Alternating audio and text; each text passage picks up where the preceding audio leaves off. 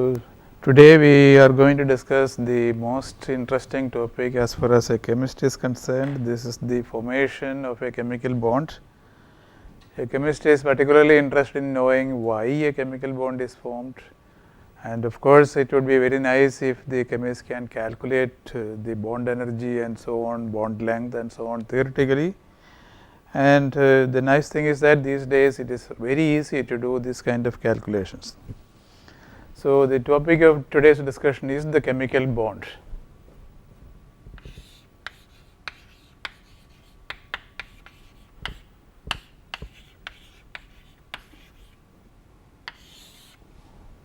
Now, of course, one may say that H2 molecule is the simplest molecule that one can imagine, but even that is a little bit complex because of the fact that there are 2 electrons. Hydrogen molecule has 2 electrons, and 2 electrons always make things difficult. So, we will imagine an even simpler system which is actually hydrogen molecular ion. We imagine that 1 electron is removed, and this species, which is usually referred to as H2 plus, can be made in the lab and studied. In fact, people have been able to determine the bond lengths, the dissociation energy of the molecule and so on. So, if I think of H2 plus, what will be the Hamiltonian operator? This is our usual style. We always start with the Hamiltonian. So, the system has 3 particles. So, 1, 2, these are the nuclei which I am going to call A and B, and of course, you have 1 electron. So, this is 1 electron,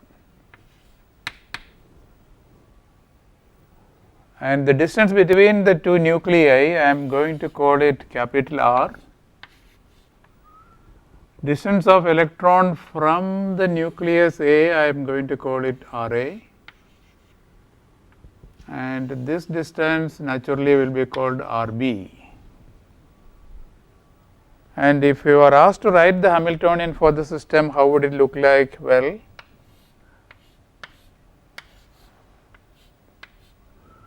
strictly speaking, I shall write the detailed Hamiltonian and then argue that some simplifications can be made. You have 3 particles in the system, so all of them will be moving. So, naturally you would have minus h cross square divided by 2 capital M being the mass of nucleus A, and capital M will be the mass of nucleus B also, because in the case of H2 plus these are 2 protons. So, del A square. Why do I put this subscript A? The reason is simple, because I am concerned with the kinetic energy of nucleus A. And then I have minus h cross square divided by 2 m capital M del B square, where this term represents kinetic energy of nucleus B. Both are moving, I mean in general, of course. And then I have kinetic energy of the electron, which is minus h cross square divided by 2 m del square. Okay. So, these terms represent the kinetic energies, and then in addition to that you have the potential energy. So, what is the potential energy of the system? There are 3 charged particles. So, if you think of the interaction of the electron with the nucleus A, the interaction energy will be minus E square divided by 4 pi epsilon 0 RA. Electron interacting with nucleus A, then minus E square divided by 4 pi epsilon 0 RB, interaction of electron with nucleus B, and then there will be the repulsion between the 2 nuclei, which will be represented as E square divided by 4 pi epsilon 0 capital R. This occurs with a positive sign because the interaction is repulsive, while these 2 are attractive interactions, and therefore you have these negative signs. Now, I had spoken about atomic units in previous lectures. So, we will make use of atomic units because they are very nice and convenient. So, in atomic units what happens is that you will have H cross becoming unity. If you work with atomic units, the value of H cross will be unity. M is the mass of the electron, right? This small m is the mass of the electron. So, what will happen to m? It will be unity, and atomic units are such that 4 pi epsilon 0 also becomes 1.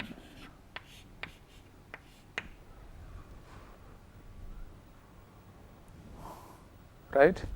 So, my mass of the electron is taken as your unit of mass. So, what will happen to capital M? Well, you see a proton is 1800 and roughly 40 times heavier than the electron. So, if you measure the mass of the particle, sorry, mass of the proton in terms of the mass of the electron, it will be about 1800 well, it's 838. So, anyway, let me just write it as how much? 37. So, 1837. So, what will happen to the Hamiltonian if I did these things?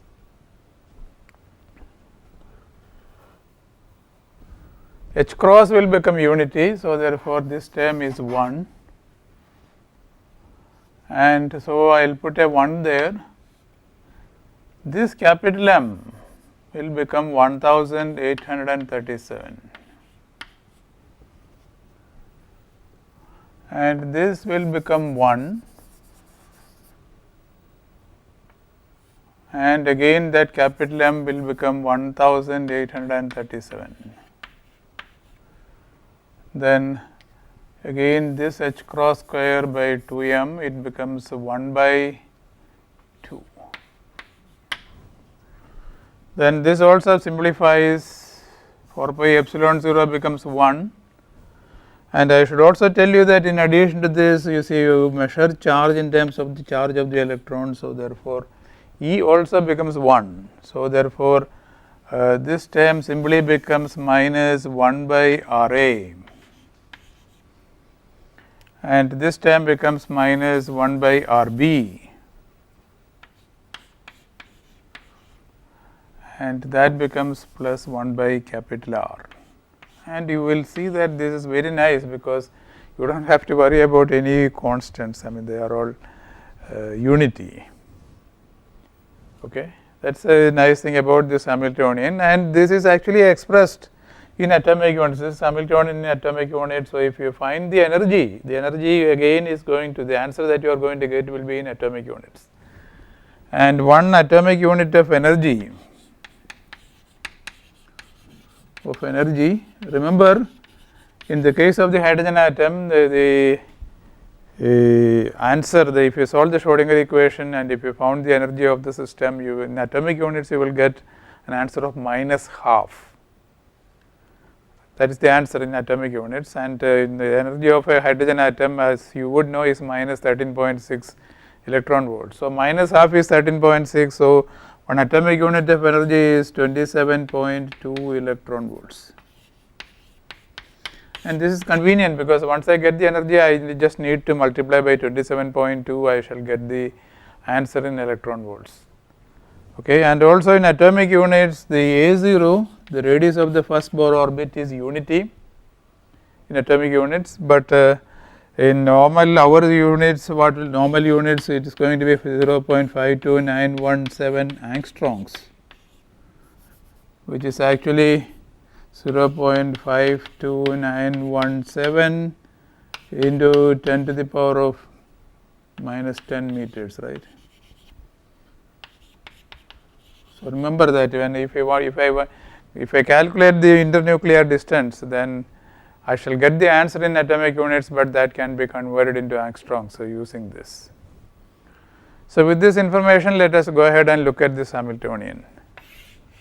But this Hamiltonian, as it is written, it involves 3 particles. It has 3 particles. So, you have differentiation with respect to coordinates of the first, second and the third particle. So, 9 variables are there, very difficult. I mean, this is almost impossible to solve. I should not say almost, it is impossible to solve. Okay. But then if you look at this, you see I did this on purpose. If you look at this term, over that term there is this 1 by 2 into 1837, whereas here there is only 1 by 2. Why do you have 1837? Simply because your nucleus is much more heavier than the electron. This also means that nucleus would be sluggish. I mean, you know that heavy objects move only slowly, so therefore the movement of the nuclei is going to be rather slow in comparison with the movement of the electron. So by the time the nuclei have moved a little bit, the electron would have gone around it several times, which essentially means that electrons are able to, in general, electrons are able to adjust to the instantaneous positions of the nuclei. So if the nuclei have moved a little bit, by the time the electron has already adjusted to the new positions of the nuclei, right. So therefore, even if I did a calculation in which nuclei are assumed to be held fixed at a particular distance. Suppose I do a calculation where the nuclei are assumed to be fixed at a particular distance, and then I do another calculation changing the internuclear distance. That means I am actually changing the internuclear distance very slowly, essentially, right. Even such a calculation is very useful, because even if I obtain the electronic wave function using such an approximate calculation, that is a decent approximation for the electronic wave function, because motion of the electron is actually much faster than that of the nucleus. So this is what I am going to do. What I am going to do is I am going to say, okay, at first I will forget nuclear motion and assume that they are kept fixed at a particular distance. So I will say that, let me say they are kept fixed at a distance of capital R. Imagine they are not moving. If they are not moving, I do not have to worry about these terms, right. That means I am not going to worry about nuclear kinetic energy. So because I am assuming that they are kept fixed. This kind of approximate calculation is actually referred to as the Born-Oppenheimer approximation. But I am not going to describe the mathematics of this, but I have given you the physical idea behind it. Born-Oppenheimer approximation. What is the approximation? You see, nuclear motion is very slow, and therefore electrons are able to adjust to the instantaneous positions of the nuclei, even when the nuclei are moving. That is essentially what it says.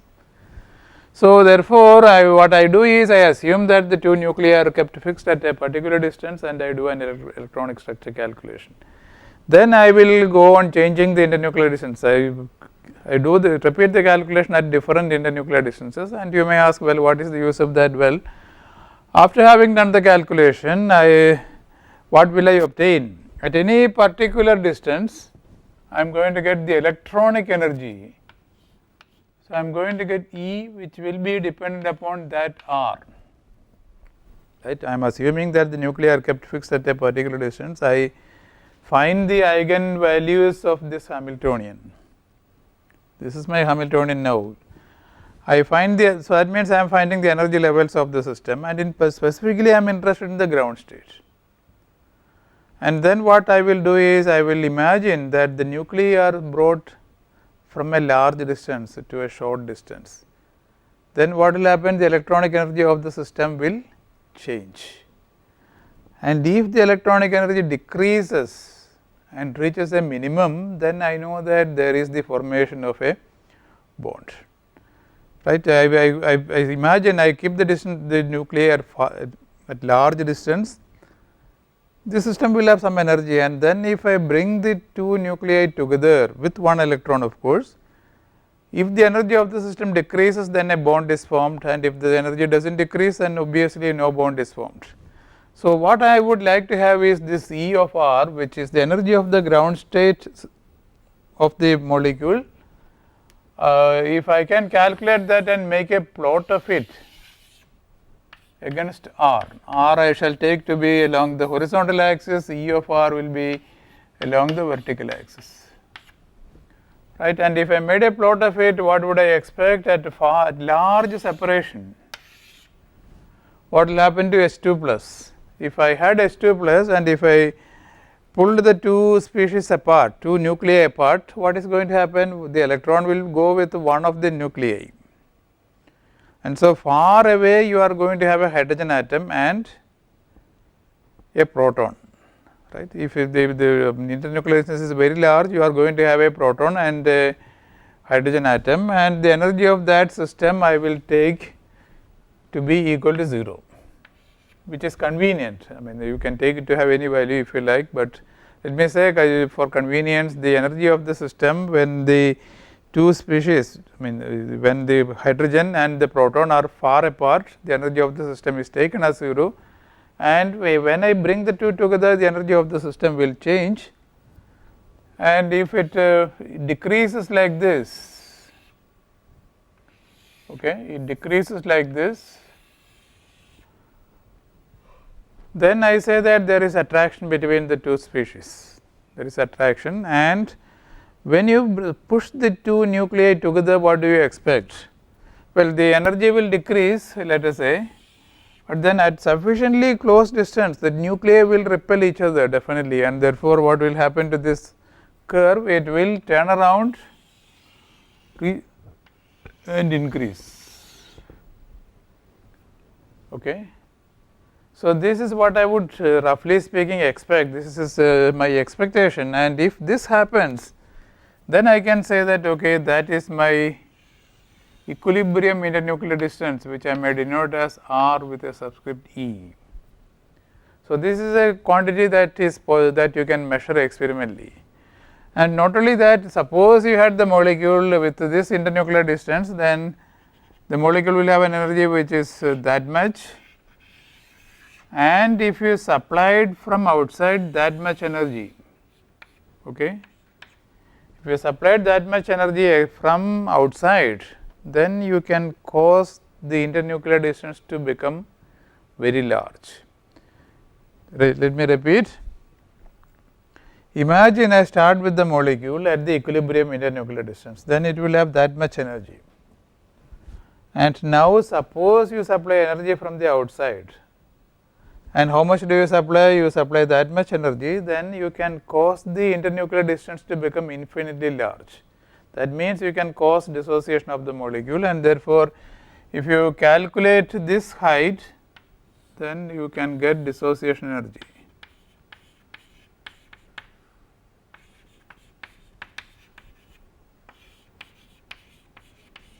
Which I will denote by the symbol D with a subscript E. So, if you can calculate this curve, what is this curve? This is a plot of the energy of electronic energy of the system as a function of internuclear distance. If I can calculate that, then I can get the equilibrium internuclear distance, I can also get the dissociation energy of the molecule, and therefore, we want to do this, right. So, how will I do that is the question. Let me write the Hamiltonian once again. The Hamiltonian is actually H equal to minus 1 by 2 del square minus 1 by R A minus 1 by R B plus 1 by R.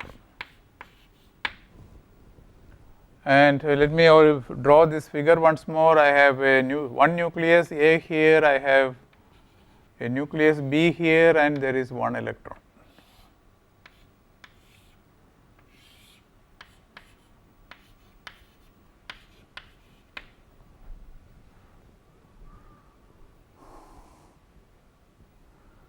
And H of course is an operator.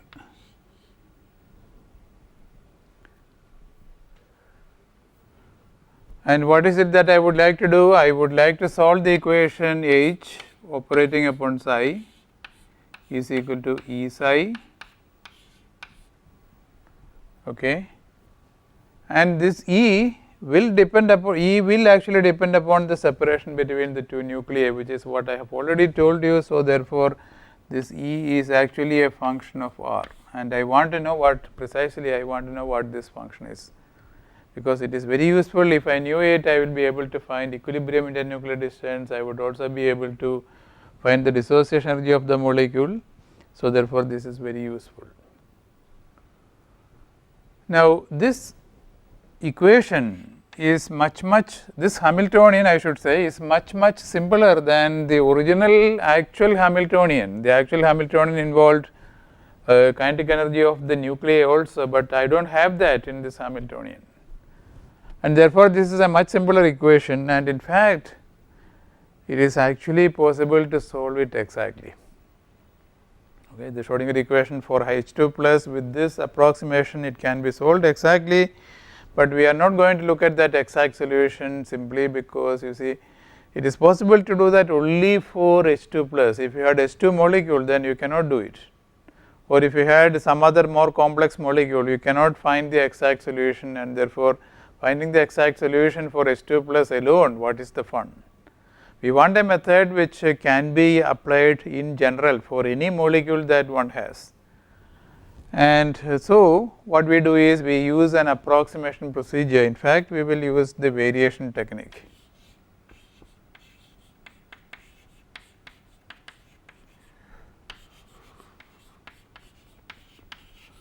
So, how does one proceed? Well, the answer is here. I have to think of a suitable trial wave function phi. Right. For some physical reason, I expect some trial function to be decent trial function, and therefore, I have let me say this phi, and once I have phi, what will I do? Well, I will evaluate something which I have been referring to as script E, which is defined to be d tau integral d tau phi star h phi divided by integral d tau phi star phi. So, this is my variational estimate for the energy of the system. So, I will calculate this, and what is the use of this? This quantity is such that it always is greater than or equal to the ground state energy of the system. Right. This is something the content of the variation theorem, and therefore, I can actually use the variation technique to have an estimate of the ground state energy of the system. So, the question is what is the variational function that I will use, and that is where physical intuition actually helps. So, let us think about the physical situation. Okay. Now, what would I expect to happen? Well, what I expect is if I have the two nuclei, right, the single electron, it will be spread. You see, its wave function will be spread throughout the system, and therefore, what I would expect the wave function may be something like this, it will be spread throughout, something like that. This is what I would expect, and in fact, I am interested in the ground state of the system. That means, if you think of the wave function for the electron, well, it should be spread throughout. Not only it should be spread throughout, I do not expect it to have any nodes. I know that because this is always the case when you are in the ground state, the wave function has no node. So, therefore, you would expect that the wave function may be spread something like this. Why should it be spread? Because you see the two nuclei are equivalent. So, there is no preferred nuclei with which the electron will go. So, the electron will spend time near both the nuclei. I think I have a picture of that in my PowerPoint presentation. So, this is a pictorial representation of the same thing, but more accurate than what I have drawn there, because you see the different colors are used to show different regions where the densities are different. But now, if this is the way the wave function is, what is the approximate function that I can use? Well, the answer is this one. See, suppose you are thinking of the wave function very close to this nucleus. Suppose you have a point here, and imagine you are very close to this nucleus. If you are very close to that nucleus, well, then you would expect that the influence from this nucleus is much more than the influence from the other nucleus, because the other nucleus is far away. So, in a region that is very close to this nucleus, I can actually take this Hamiltonian and this is nucleus A, right, this is nucleus A and that is nucleus B. So, if you are very close to nucleus A, this 1 by R A is much larger than 1 by R B, and therefore, at least as an approximation I can neglect this if I am confining myself to this region, where the electron is very close to the nucleus. Okay.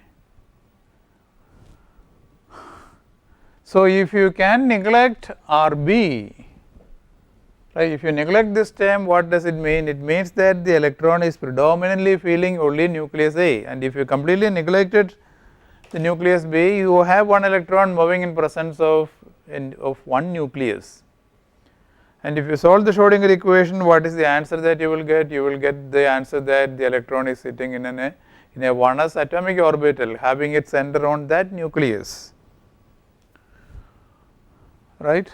So, therefore, I realize that in the region that is close to this nucleus, the wave function for the electron psi should approximately be resembling a 1s atomic orbital having its center on nucleus A.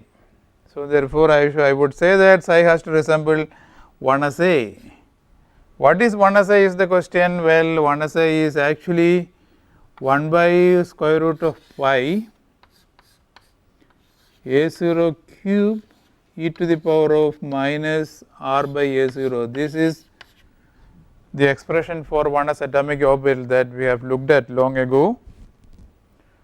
But because we are working with atomic units, what will happen? In atomic units A0 is 1, so I can remove this A0 cube and this is 1. So, therefore, I would have just e to the power of minus r. This is the convenience of working with atomic units. And further, if why do you have this subscript A, this says that you see this is an atomic orbital having its center at nucleus A. And as far as the electron is concerned, now I have to think of the distance of the electron from that nucleus. That is the meaning of saying that the orbital is 1s A. So, therefore, in here you will have e to the power of minus r, but that r is the distance of the electron from the nucleus A, and therefore, you will have to put R A. Okay. So, therefore, you will say that in the region that is very close to nucleus A, psi may be approximated as 1s A, which is actually a shorthand notation. I do not want to write this whole thing, that is why I write that 1s A. But when I write 1s A, it means that I have 1 by square root of pi e to the power of minus R A, where R A is the distance of the electron from the nucleus. Similarly, if you are thinking of the region very close to nucleus B, suppose you think of a point somewhere here, what should be the expression for psi? Psi should be same kind of argument, psi should resemble what? In that region, in this region, psi should be approximately 1s B, where 1s B is an atomic orbital having its center on nucleus B, and its functional form will be 1 by square root of pi e to the power of minus R B. Okay. So, therefore, you can physically argue that near nucleus A the function should resemble 1s A, while near nucleus B the function should resemble 1s B, and therefore, what would be a suitable approximation for the entire wave function?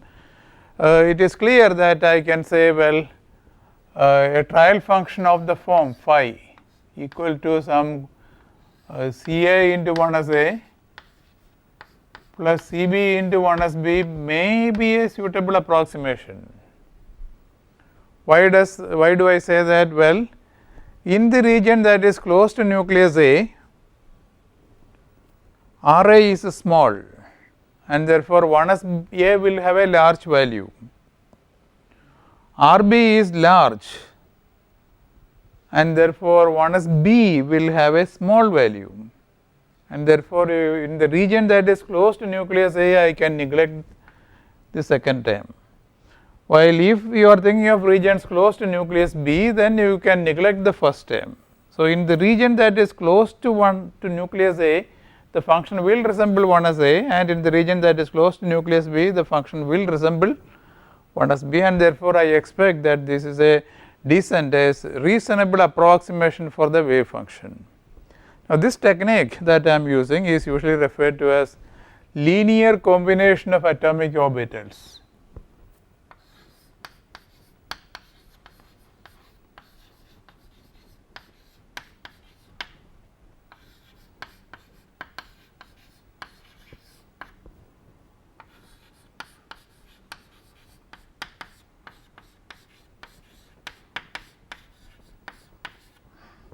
Why the name? The answer is actually simple. These two are atomic orbitals, and I am combining them after multiplication with some constants. Ca and Cb are constants which I would like to determine, but they are constants. So, you take 1 as A multiplied by Ca, you take 1 as B multiplied by Cb and add. So, you are linearly combining them. After multiplying with some constants, you are just adding them up, and that is why this is referred to as linear combination of atomic orbitals, and for short people would say LCAO,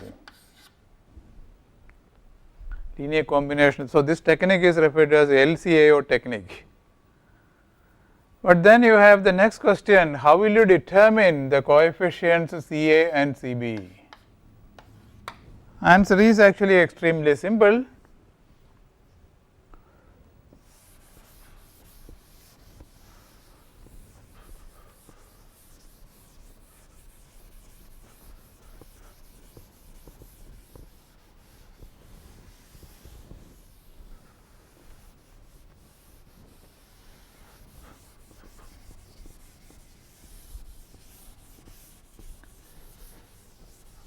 What you will do is you will evaluate script E using this approximate function.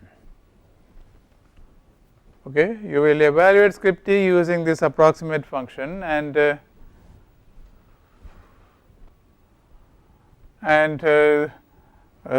what will happen? The script E, once you evaluate, it is going to depend upon.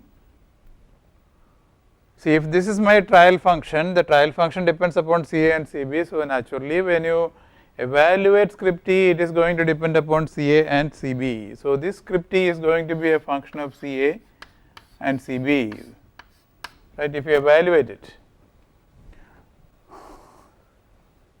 The definition of script E is actually here. It is written here. So, phi is a function of Ca and Cb. So, naturally, script E will be dependent upon Ca and Cb. Now, our variation theorem says that for any value of Ca and Cb, this is greater than or equal to the actual ground state energy of the system. That is what it says, the variation theorem. So, therefore, what will I do? I will do the following.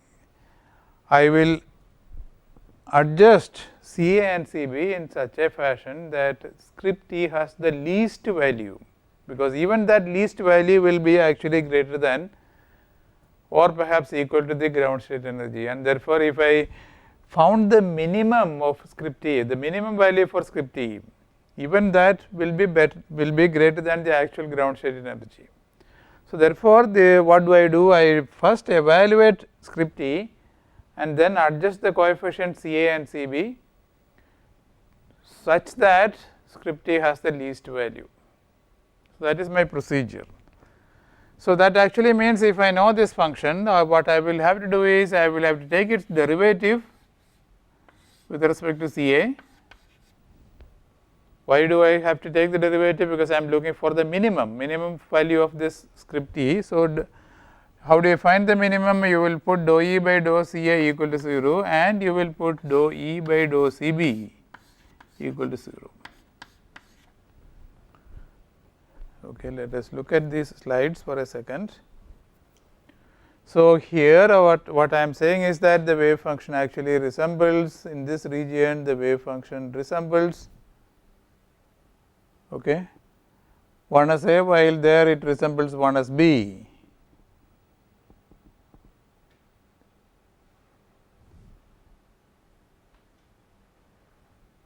and so you take a linear combination of the form phi equal to CA 1 as A plus CB 1 as B, and now I have to calculate script E.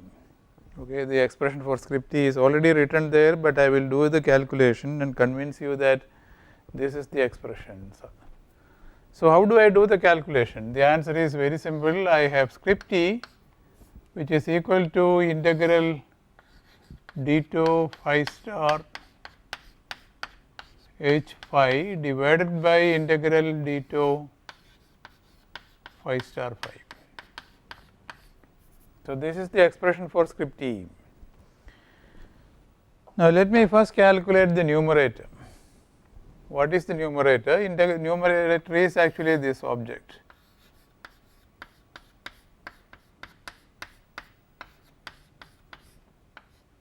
Okay. So you will have d2. Let me write the h here. H is going to operate upon this linear combination CA 1 as A plus CB 1 as B, and after that operation is performed, you have to multiply it by CA 1 as A plus CB 1 as B with the star. Right, this is your numerator. But if you look at this object, you see you have this star operation can be taken inside. You will have the complex conjugate of CA, you will also have the complex conjugate of 1 as A. Similarly, you will have the complex conjugates of all these things. We will make a simplifying assumption, which would be that CA and CB may be thought to be real, so that the star operation has no effect.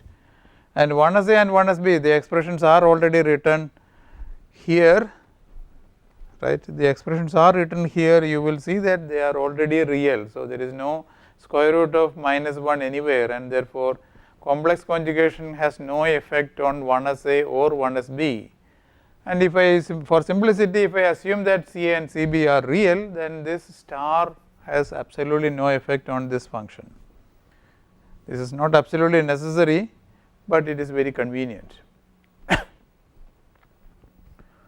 Now, what about this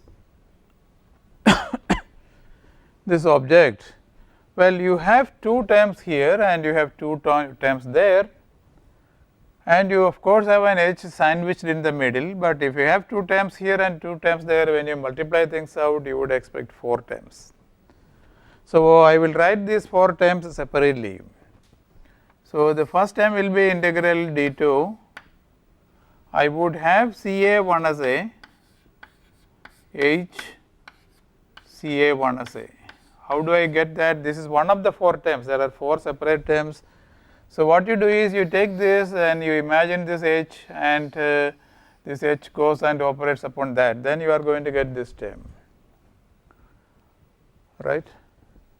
And now you see CA is just a parameter. It doesn't depend upon the position of the electron. What is the position dependent term? The 1 as A will depend upon the position of the electron.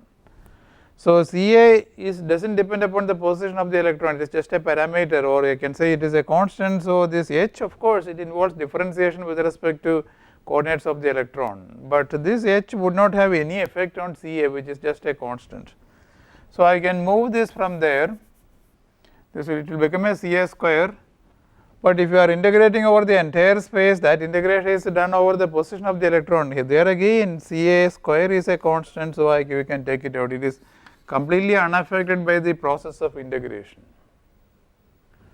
So that is only one of the terms, plus you have other terms.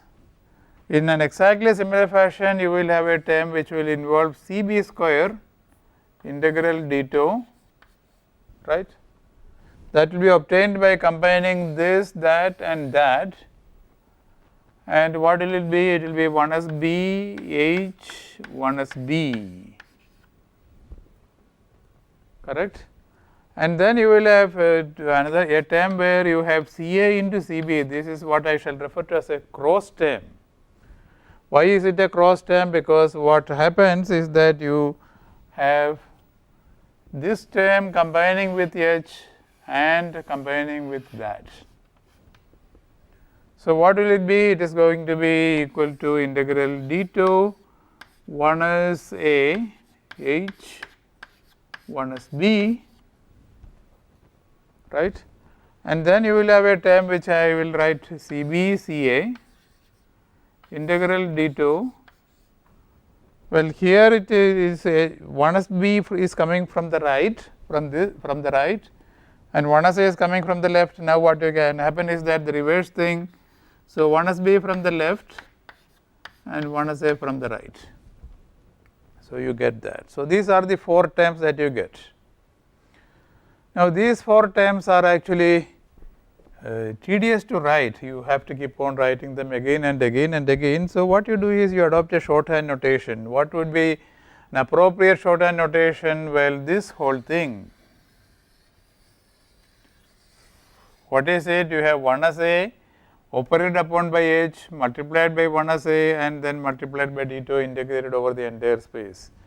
It is usual to adopt a shorthand notation where you say that this object is h a, very convenient notation. And if you adopted that kind of notation, well, there is this term. What will be the notation for that term? HBB. So, that is going to be called HBB. Then you have this term, and naturally you will call this term HAB. Well, notice that I put A on the left side with respect to B. That is because you see on the left side you have 1 as A and on the right side you have 1 as B. And so, naturally this term will be denoted as HBA, right, and therefore, this whole expression I can modify or I can rewrite in this notation.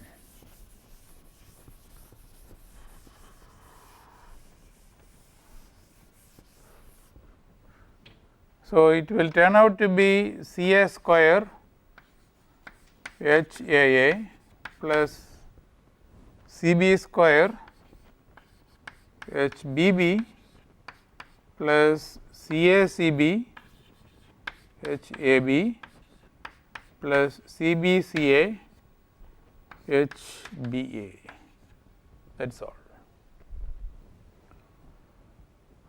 Right, and straight away I can make one more simplification. Okay, I am going to claim that HAB is equal to HBA. This is a claim which I will prove. Now, how do I prove this? Well, I know that H, the Hamiltonian operator, is a Hermitian operator. Okay, what is the meaning of saying that? The meaning is that if I had any two acceptable functions, what notation shall I use for acceptable functions? Maybe chi1 and chi2.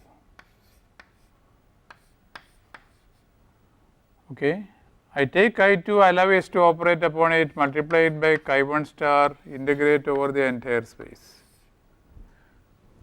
Okay, remember the definition of a Hermitian operator: allow chi2 to be operated upon by h, then multiplied by chi1 star and d2, integrate over the entire space. You are going to get an answer, some number as the answer, because you have integrated over the entire space.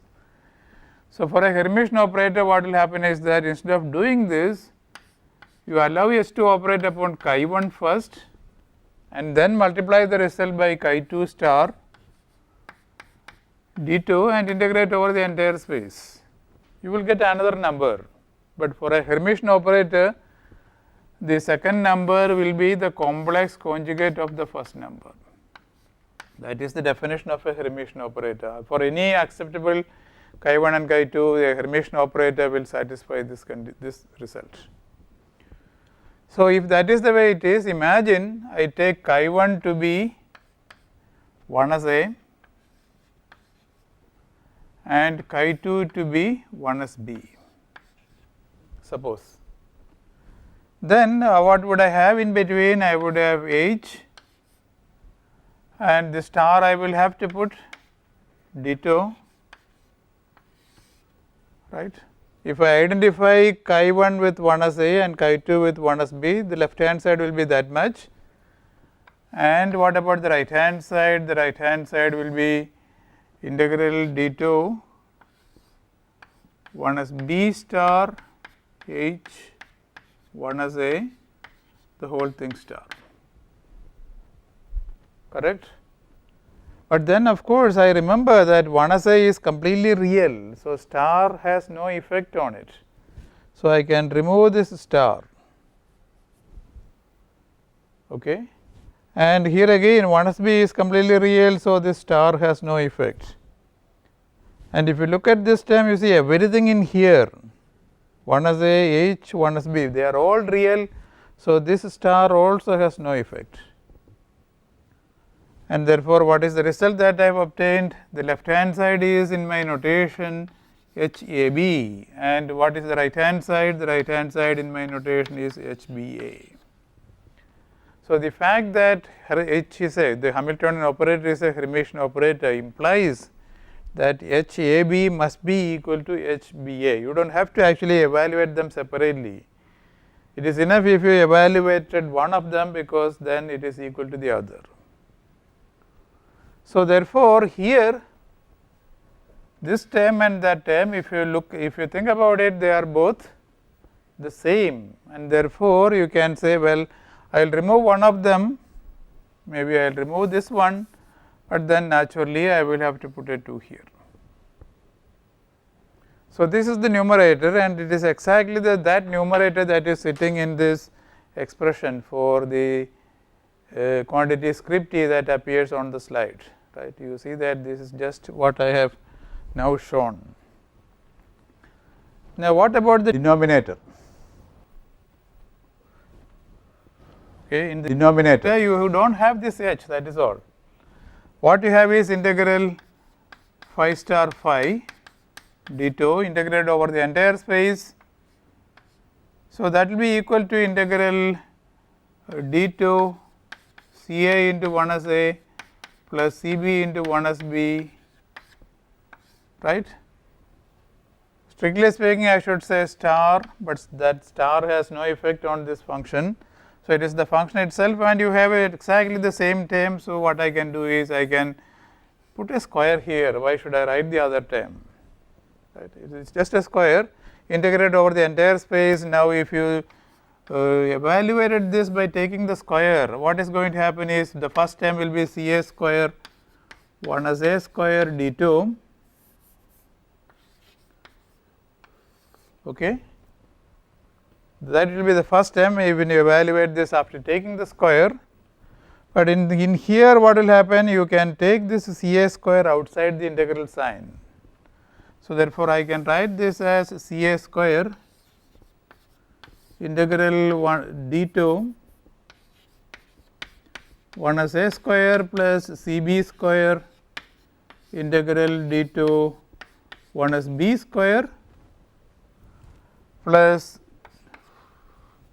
when you take the square, you will get a term like 2 Ca Cb multiplied by 1 as A 1 as B d2 integrated over the entire space.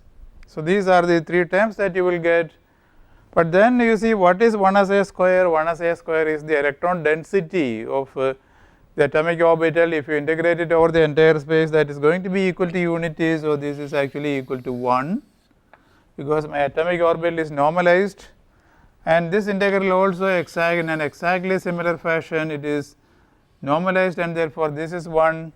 But this integral is not equal to 1, it is not 0 also, and it is actually referred to as the overlap integral and denoted by the symbol S.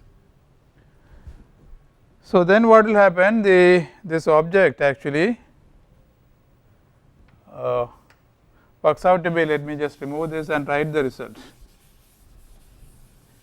The result is actually Ca square plus Cb square plus 2 Ca Cb into S. This is the denominator, and that is precisely the denominator that that occurs in this equation, and therefore, I have now proved that this expression for script E is correct. And now, what is the next step? This is now a function of C A and C B. The script E as it is written in the slide is a function of C A as well as C B. And so, what should I do? I will have to find the values of C A and C B such that this function has the least value, and that is what I will do in the next lecture. Thank you for listening.